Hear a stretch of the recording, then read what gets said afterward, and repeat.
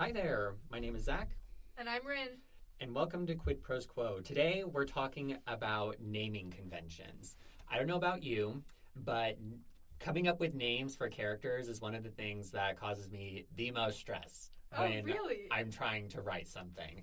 Oftentimes I'll do like a little bracket where I say insert name here and then close the bracket so that when I'm coming back later, I can, do a little control F and find where I have those brackets to then go in later and figure out all of the names because I'm just not super comfortable with pulling names out of thin air. So naming conventions are something that I have used inside of my writing to help me be a little bit more on top of making sure that everybody in my story has a name. Yes. I understand the struggle of pulling names out of thin air, but I just do a lot of research beforehand.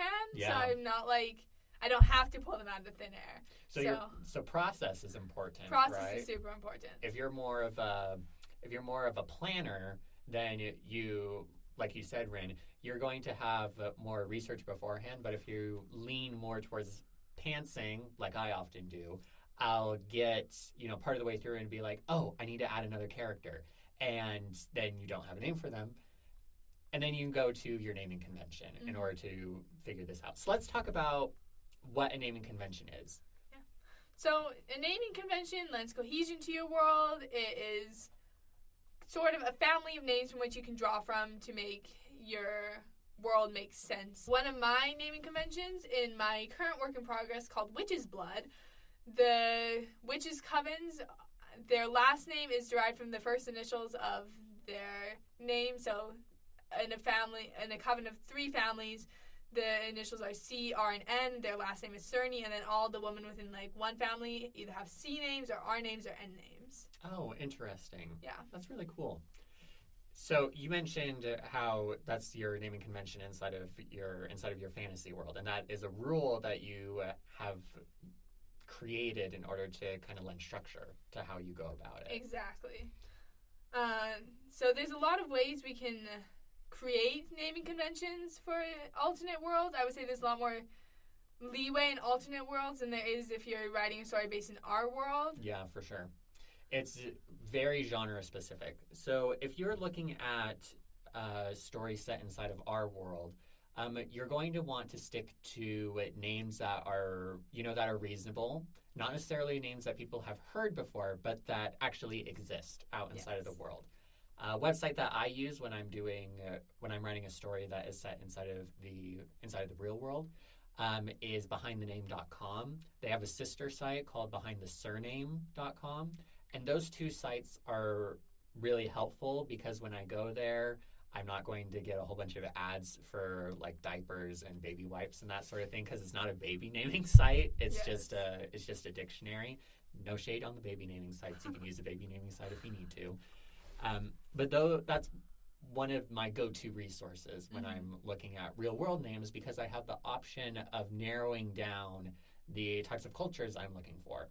So if I am looking for example, if I'm looking for a Spanish name for my work in progress that centers around Latino characters, then I can go to Behind the Name, I can say I'm looking for Spanish names, and then I can go through and I can look at the names that are popped up and I can filter them according to male or female or neutral, and that gives me a lot of material to work with when I'm deciding, oh, well, I'll name this guy Manuel and this guy I'll name Alejandro, rather than needing to generate that on my own.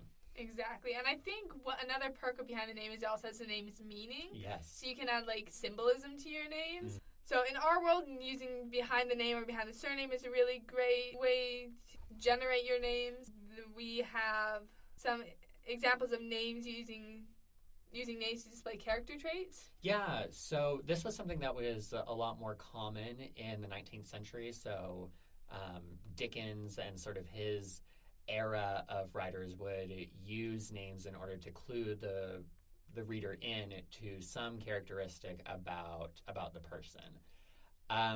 This convention, while it is more common when you're looking at more literary fiction and older fiction, it still exists.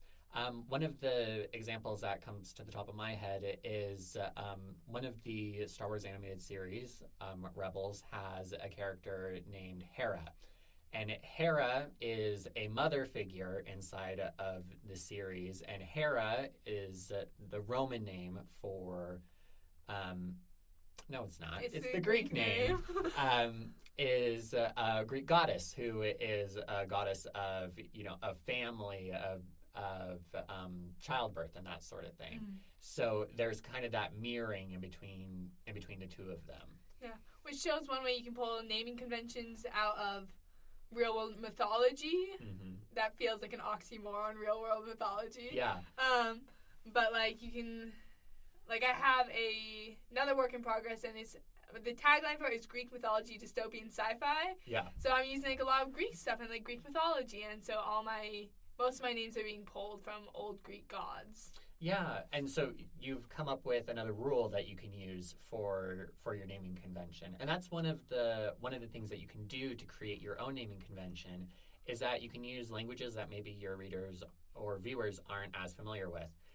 So I'll go back to Star Wars since I'm a huge Star Wars nut. As you should be. But many of the character names actually have meanings inside of kind of these niche languages. Couple of examples. Obi means heart inside of this kind of niche language that I can't name off the top of my head. Yoda means warrior, and Vader is father. If you speak German, then that's not really a huge stretch, because the German word for father is Vater. So it's just one step over, and you just switch the T to a D, and you get Vader. So you can do that when you're doing your naming convention, where you can say, okay, I'm going to use elements of language from maybe Quechua or Hawaiian, or some of these smaller languages that people aren't as familiar with, but it still gives you that kind of coherence inside of your story. Exactly, and if you're using that language, you can also pull that culture in. Mm-hmm. So you mentioned Hawaii. I have a Polynesian-inspired work in progress, which is super fun. I haven't worked on it in a long time, but I am using the language to create a culture behind the name. Mm-hmm. And I know, like, Brandon Sanderson does the same thing in Store My Archives. Like, for example, he has the name symmetry, Mm-hmm. except for H, where H can be, like, any letter. Okay.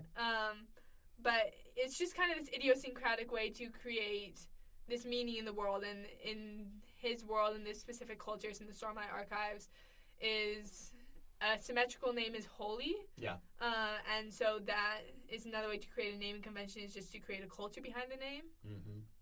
It's funny that you mention symmetry being holy, because there's an entirely, again, I'm going back to Star Wars, but in one of the old Legends books, there's an alien race called the Killiks, and all of their names are palindromes as well, but for a completely different reason. Which brings us to the last possibility that we're going to talk about when it comes to naming conventions, and that is creating a naming language. We're going to talk about conlanging, or creating constructed languages, inside of a separate podcast, but just as a little taste of what's coming down the pipe. A naming language is like a stripped down version of a full language that has enough rules to be able to construct words and names for places and things and for people. So if you're going and looking at creating your own naming language, what you're going to want to do is you're going to want to figure out what the sounds of the language are, and you're going to want to figure out what the rules for combining sounds are. If you are familiar with another language, it's going to be helpful to kind of understand how some combinations of sounds are allowed in certain languages and other languages they're not. For example, in Spanish, you have the ñ character, which is an N sound followed directly by a Y sound. In English, we generally don't use that unless we're borrowing a word from Spanish, like jalapeno. Yes. But that is a rule that works inside of Spanish. And so if I were trying to create new Spanish words, I know that I could use those two sounds together. Whereas if I'm trying to create new English words, that wouldn't be allowed. Exactly. Well, thank you so much for taking the lead on conlanes because I have very little experience with it. I've gone to half of a conlane workshop one time. But is there any other stuff we want to talk about naming conventions real quick? The only thing that I would say is that if you don't have a naming convention, it's not the end of the world. For some projects it isn't necessary, but in other projects it lends a sense of realism and completeness to the world that you can't get otherwise. Yeah, I totally agree. It's okay if you don't have a naming convention, but they can be fun to play around with. So you just have to decide if it's right for your project. But anyways, I'll let Zach take us out. Yeah. Thank you so much for joining us today for Quid Pros Pro. We'll see you next time.